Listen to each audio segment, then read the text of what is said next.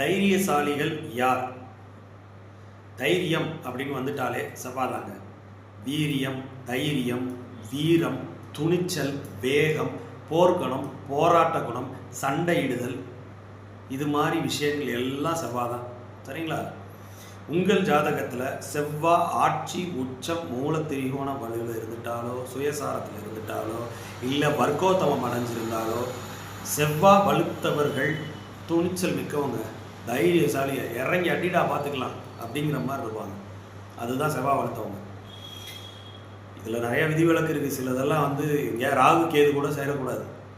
ராகு கூட கியூபிட்டா கூட பயங்கர இன்னும் அதிதைரியசாலியாக மாற்றி விட்டுருவாரு. கேது கூட போயிட்டா அப்படியே சுருக்கி உள்ளுக்குள்ளே மட்டுப்பட்ட கோபமாகி ஒரு மாதிரி காத்திருந்து மறைஞ்சிருந்து தாக்கக்கூடிய தன்மையை இந்த கேது கொடுத்துருவாரு.